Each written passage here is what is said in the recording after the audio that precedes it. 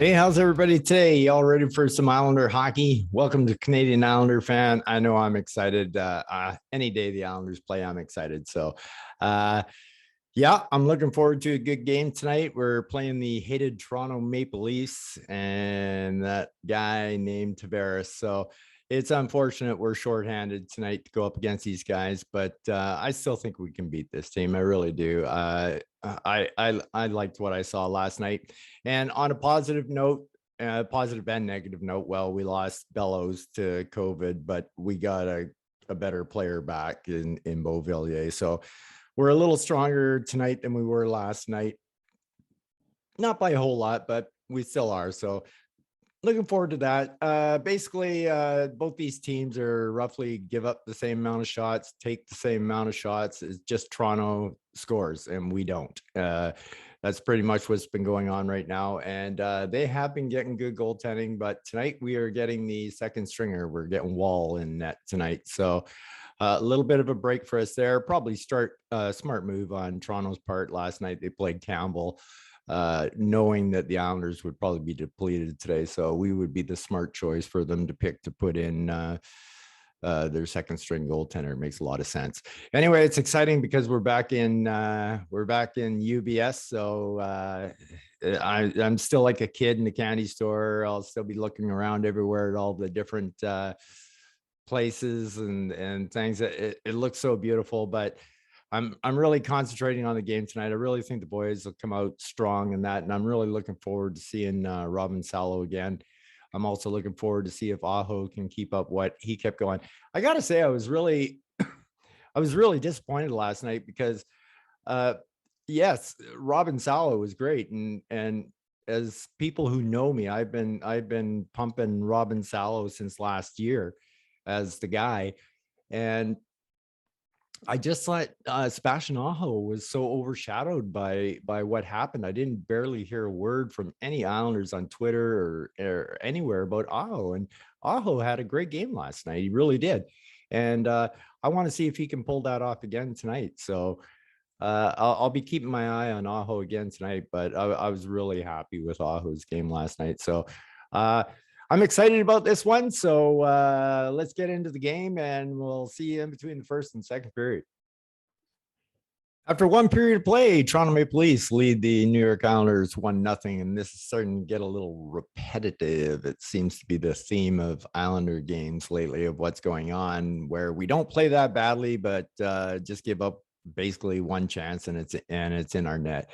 And the worst part about it is not that Ilya gave up a bad goal, but I'll tell you, 9 out of 10 times Ilya will make that save. And so that's a little disheartening that all these other teams, it seems like they score on their opportunities basically. And it's not like we're not getting opportunities, because we're getting opportunities. We're just not scoring.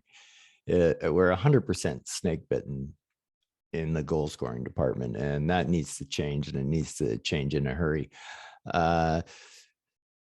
Overall, not a bad period. I mean, the Leafs probably had the majority of the play, but let's be honest here. This is the Islanders 1B team. However, we need some of our regulars to start stepping up big, and some are and some aren't, and they're all seem to be doing it at different times. So a little more life out of the fourth line in that first period. They were out there giving some hits and whatnot, but still need more, still need to amp it up. But I saw Casey Cizikas was basically laying his body on the line like he always used to, and that's a good sign right there. So hopefully the fourth line continues to pick it up and they continue to do well.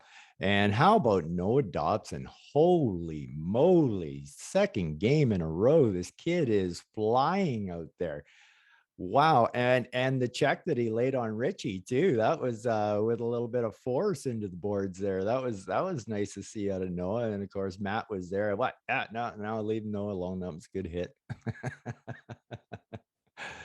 Did I say Leo? I don't think I said Leo. Why would I say Leo when it comes to Dobson? I couldn't have said Leo. Had to be Dobson. But anyway, it was Interesting first period. We had some scoring chances. Panic had a really nice scoring chance on a real nice pass from Barzell. Maddie was a little bit invisible in the first period for me. I thought Bo was noticeable, made some great moves out there and getting shots off and whatnot. So Bo looked really good out there. He looked pumped and ready to play. So the fourth line looked pretty good. Dobson is looking like last night Dobson, and that's just fantastic for us. And I'm still going to get completely blown away just watching how easily Robin Salo gets the puck out of our end. He's just so confident in what he does, and he's slick. He's slick. He's one of those slippery type players, and those guys are really hard to play against.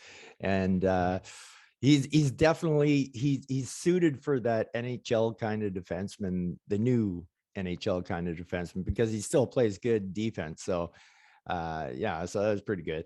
It was good to see that the I for me anyway, I thought I would hate Tavares like with the passion I hated him in 2018 till forever. And don't get me wrong, I still can't stand the sight of the guy, and pretty much wants to make me vomit. But like I'm glad to see that we eased up. Nothing wrong with still giving him the booze, and that he deserves it for the rest of his career when he comes into the island.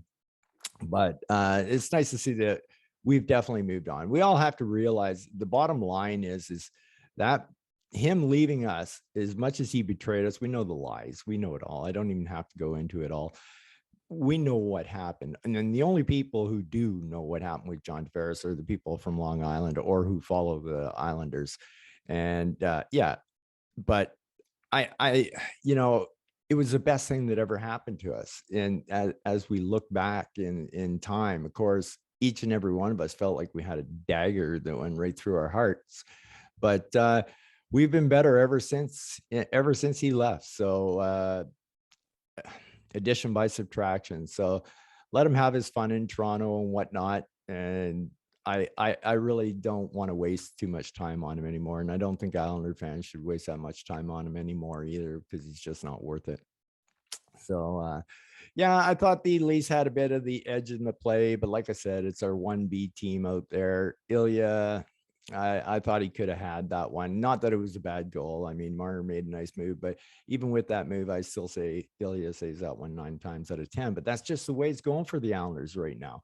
It's just everything for the other team goes in, and ours are just not going in. And until that starts to change, and believe me, as a former player, I'm telling you, scoring is contagious. I remember one particular game that I was in myself personally, 4-0, and we were losing with less than 10 minutes left in the game, and we weren't in the game, and they were hitting us badly. Like it was a game that you just didn't want to feel like getting hurt in anymore in that. And just under the 10-minute mark, I scored this fluky goal. I was just coming straight up the ice. The guy was behind the net, and as he tried to get it out of his own end by passing it out, it hit my knee pad and went directly into the net. And before you knew it, just because of that one fluky, stupid goal, it was a 4-4 tie, and we won it with 36 seconds left to win 5-4. We scored 5 goals in 9 minutes, and we scored 0 goals in 51 minutes, and we're even in the game. It can happen. It can change just that fast. When you start getting that momentum with the goals and whatnot, it can really, it's confidence building, and it's catchy, and everybody then all of a sudden everybody thinks they can score. So until that happens, we're going to have a little rough go, and this isn't going to go all year like this. Don't be thinking that, people. It's not going to happen. So overall, I guess not a bad period, I guess, by the Honors, but just the result again, 1-0, being down 1-0. We need to make something happen. Just on a side note, before the game started, I decided to flip on the Rangers and Buffalo game, and in 1 minute and 22 seconds, I saw 4 goals scored, 2 apiece. That was crazy. That was nuts. Anyway, I hope we pick it up here in the second period and we get back into this game. We're not out of it by any means, but for our psyche, that next goal is pretty big. So let's go Islanders, and we'll see you in between the second and third period. After 2 periods of play, Toronto Maple Leafs still lead the Islanders 1-0 after 2 periods. So yeah, I think the Leafs had the majority of that period for sure. But once again, it's our 1B team. It was nice to see that we made a little push at the end there, the last 5, 6, 7 minutes. So that was more like the way we've been playing. But I'm noticing once again, all the effort seems to be there. But am I the only one having a flashback to a 1-0 loss to Tampa Bay on a shorthanded goal? Oh man. Speaking of these shorthanded goals, we go the entire year last year without a shorthanded goal given up, and then we give up one in the playoffs, and then we give up a second one, which was the Game 7 loser to Tampa Bay. And now in 15 games, we've given up 3 more shorthanded goals. So ever since the playoffs started last year, we've given up 5 shorthanded goals, where we went in, well, I shouldn't say an entire season. We went 56 games without giving up a shorthanded goal. But even though our power play was never really good, it never really hurt us other than take away momentum from us. This year, it's killing us with goals. So we really need to turn that around. Thankful to Big Z. Big Z's having a fantastic game, and he's been outstanding on the penalty kill as well. So Big Z is really starting to settle into the Islander lineup and is really looking quite good. Aho made one bad giveaway, but he also is impressing the hell out of me. He made about 4 stops to keep the puck in the Leafs end, and on that final flurry at the end of the period that we had. And both him and Salo just continue to get that puck out of the D zone with relative ease. And, there's got to be a spot for these guys. Like they're playing that well, Salo and Aho. I really don't think they should be sent back down, and I don't think Aho should be our 7th defenseman. And I don't know what you're going to do, because like I said, Big Z is starting to play pretty good. Like he's solid defensive. I've been watching him tonight. He's been clearing out that net. And yeah, so I don't know who you're going to sit. It has to obviously be between Green and Chera if you're going to put some guys down, but holy smokes, it's tough call. We have a pretty good problem to have right now, and it's paying off in spades right now, because our depth is showing that they're keeping us in the game here against Toronto. So I thought Wally had a pretty good period, and I got to give a little bit of kudos going out to the 4th line again, showing a lot more signs of life. Matt Martin playing a lot better than he did last night. Last night was just horrific. I noticed Barry rewarded them with starting face-off on the second period. They didn't get that in the first period, which they usually always start the games for us, but they haven't been doing what they normally do to start a game. So a good call on Barry's part, and gave him a little reward for a fairly good first period and let them start out the second again. Dobson continues to play real well. He's having a good game. I think I already mentioned Wally. Bars still hasn't, he's having it's an okay game, but we need him to step up. And of course, the crusher for us is losing Brock Nelson in that period. That's, it's the old saying, man, when it rains, it pours. And right now it is pouring on the Islanders. And so when everything good comes to the Islanders, there's got to be something to bring it down just a little bit, getting our new arena. And it's just like, all right, you got all the bad luck now. There's no puck luck for any pucks going in. There's now injuries going in. Now we get to come home after a long 13-game road trip, which was against us. And just as soon as we get back, our entire team gets hit with COVID. Pullett got injured on the road trip just before. Brock Nelson gets injured tonight. I have to agree with Butch. I think that was a hit pointer. But I did see him I did see his hand go down towards his groin after that hit along the boards. And groin's a weird one, man. You can pull a groin so many weird and wonderful ways, and you don't even have to be doing anything strenuous to pull a groin. Or maybe that's just me at 61. But as I remember, that groin is really touchy, and he got kind of twisted a little bit, and that can tweak that can tweak a groin. Hopefully, it's something minor, but it can't be too minor, or else he'd be playing right now. So. It's nice to see that Tavares has been a non-factor. Like I said, I like the amount of booing that's going on for him right now. Nothing major, but just letting him know we'll never forget. And that is good enough for me. Let him go. I could not care less about him.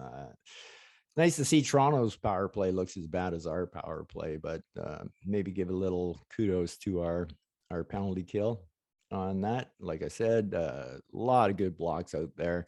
Noah Dobson too, with also getting the puck out of our own end, doing really well, really stepping up. So there's some guys stepping up. Bottom line here is, even though it wasn't a great period, and even though Toronto had the majority of the play, it's not like we were scrambling, except for that one time all our guys got caught out for over 2 minutes. That was really the only one time that we were in desperate trouble. Other than that, yeah, they had the possession, but yeah, it wasn't like anything was happening.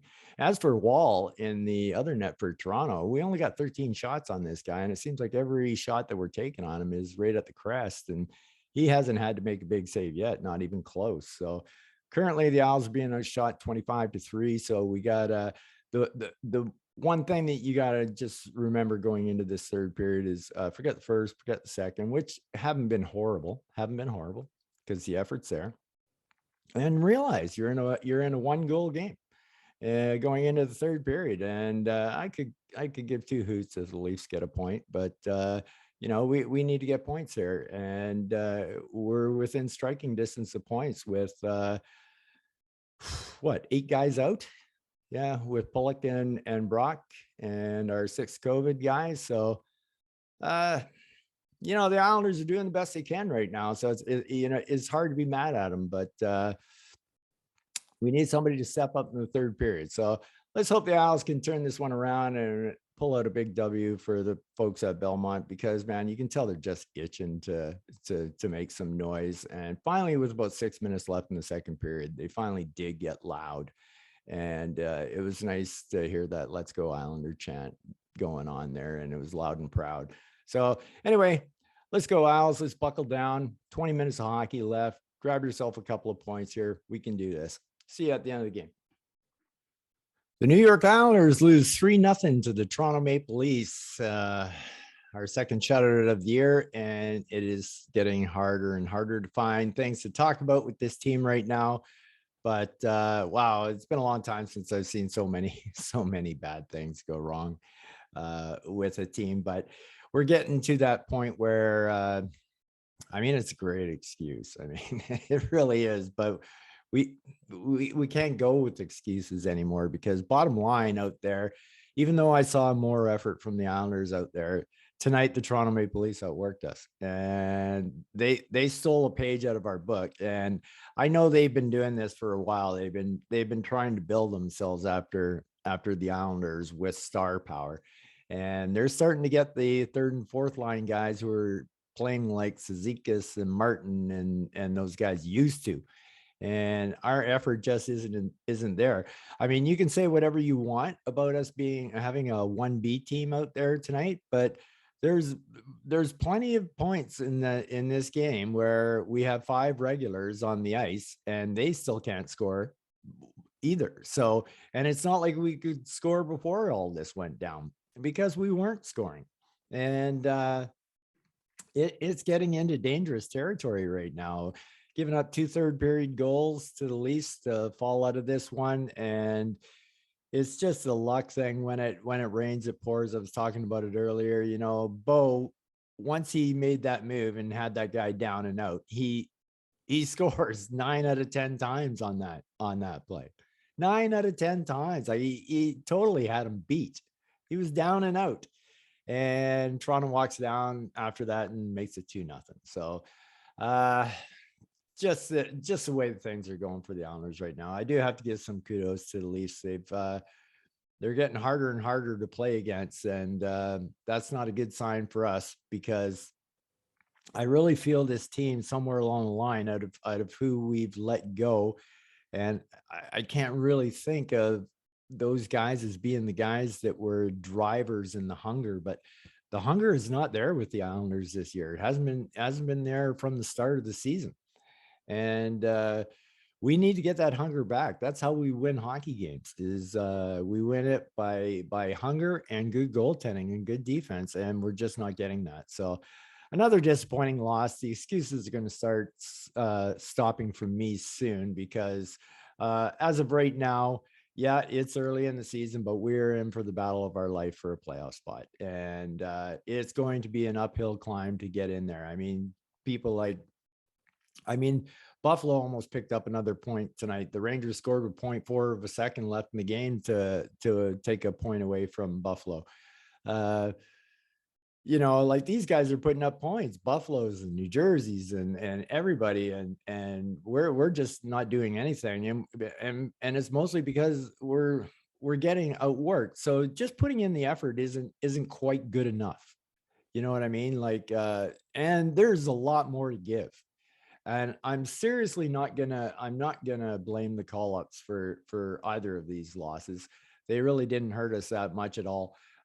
If anything, I thought some of them played stellar. And yeah, I mean, we saw what Aho and Salo can do, so that's good for us. But we need to start turning this around now. We need our the guys that we're paying the bucks to start scoring. Like, come on, Palmieri, $5 million a year, and you were set up wide open in front of the net, and you put it right in the guy's chest. Like, come on, man. Like, we need those guys to start scoring. There's no more ifs, ands, or buts about it. I know Paul Parise is only a $750,000 a year kind of guy, but it should be 1.5 by the time the bonuses work out. But the point of the matter is I see the effort from Parise in that, but we still need results. We need results. It's not like these guys are standing on their head against us, because we just didn't have a good scoring chance tonight, except for Beauvilliers. And that wasn't even a shot on net. That goaltender had to make zero hard saves. But I saw a whole bunch of times tonight, like we had 3 or 4 high deflections in the slot just go wide of the goal and stuff like that. That's what I mean. Like, Mangiapane tipped 2 pucks last game and they both went in the net, and that just doesn't happen all the time. So we are seriously getting no puck luck. Anyway, this isn't a whole lot of fun to talk about. I'm going to try to get through the players here, and I'm going to keep it quick and fast, because I don't really think anybody played that great tonight. So Zach Parise, like I was just talking about him, lots of great effort and everything, but we need some results from him. Barzell, I thought, not a good game. He didn't. For other people, it might have been a good game, but for Matt Barzal, it wasn't a good game. And he's usually a play driver, but in fairness, the Leafs just tried to shut Barzal down, and they kind of did. So Andreoff, as far as I'm concerned, he impressed the hell out of me last game, but if this is his last NHL game with the Islanders, I'll be fine with that. It's time to send Andreoff back and bring up Goloshev.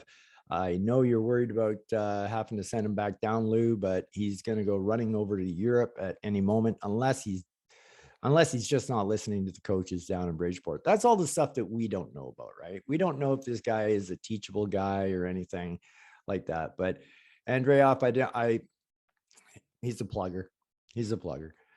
Cal Clutterbuck, like I said, the whole fourth line, a little more effort today, but still not good enough. The Leafs fourth line was far better than them tonight, and they were providing energy and hits and everything. So yeah, our fourth line got beat by their fourth line badly.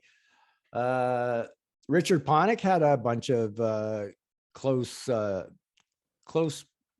he had some chances, and and he's shooting, and I thought he actually had a good game, but he kind of disappeared at moments throughout the game for me. Like I just didn't notice him around. Then boom, all of a sudden there was a good scoring chance, and there he was. So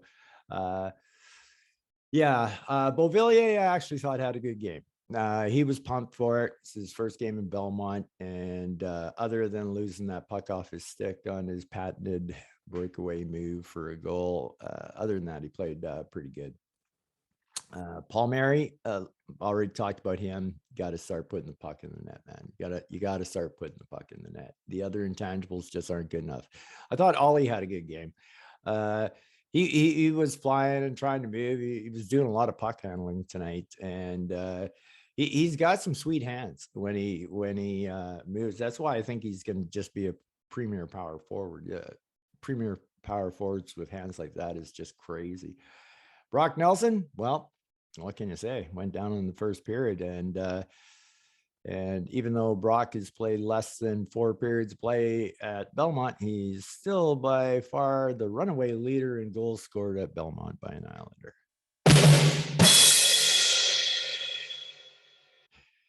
Pajot, it was okay. It was an okay game. It was better. It was a little bit of effort, but it's still not the Pajot I'm used to be seeing. And yeah, so I talked about basically the fourth liner. I didn't really say anything specific about Zekas, but I didn't think it was his greatest game either. Like I said, I think the effort was there. Robin Salo, I saw his first giveaway tonight. That was in the third period. Other than that, I thought he had a really solid game. Once again, it's amazing the difference in Salo and Aho getting the puck out of our end. Those guys are crafty, and they can do it. I thought both Salo and Aho had pretty good games tonight. The one that didn't have a good night tonight that I thought was pretty good last game was Grant Hutton. And sorry about the Carter Hutton references last game there, Grant. But yeah, I saw Grant make a lot of bad decisions tonight. So a whole bunch of them. So too many to mention. But he's a rookie, so that's a lot of times and he's up way ahead of his time, even though he's older. But yeah. We have so many defensemen right now that I guess maybe he could end up as an Islander. I don't really see it happening though. Scott Mayfield was solid out there again as a leader, playing some really good defense, and yeah, good game by Scotty. And Big Z was probably our best defenseman on the ice tonight. He was really solid. He had a great game tonight. He blocking shots. He did it all tonight. So Ilya made some 10 bell saves, but there was also some saves that I thought he could have had the first and the third goal for sure. And for some reason, I'm blocking out of my head the second goal, and I don't know why. But by the way, I got that trivia question tonight. Piece of cake. That was the easiest question I think they ever put out. That was no problem. I got those 4 just like that. But who was the most disappointed person in the building tonight when Marner scored that third goal? I can tell you who the most disappointed person was, and that's John Tavares, because he couldn't pick up any cheap empty net points tonight. So it was nice to keep that jackass off the scoring sheet. So I guess little victories. I hope. It's a disappointing loss. It's a disappointing loss. The excuses for me on this end in this podcast are gone by next Wednesday's game against the Rangers, because we went on a 13-game road trip, kind of tired. Return home, you're still kind of tired. We've now played 2 games. We'll have been home for basically about a week by the time we play the Rangers. And maybe I'm expecting too much. It's a 1B team out there for sure. But like I said, a lot of the call-ups are doing pretty good. And it's not like our regulars were doing anything before they all left. Well, except for Brock. Brock's a killer one for us for sure. So anyway, Islanders dropped the game 3-0 to Leafs. It was a very disappointing opening to Belmont, going 0-2 to start. to start that off, but hopefully we'll get things turned around and we're going to have a playoff style regular season again as we try to track down a playoff spot. It's going to be tough. It's going to be tough, and we're going to have to go on some big long winning streak. I remember when we went on that 17 game point streak, we barely moved in the standings, and we were getting a point in 17 straight games. It's not like I mean, we moved a little bit, but not much. So if we dig ourselves a big hole here, we're never going to get out of it. So we need our subs to come up big for us and win a game for us. We need these guys to play over their head right now, and hopefully that'll happen. Anyway, that's all I got for you tonight. You guys take care. Peace out.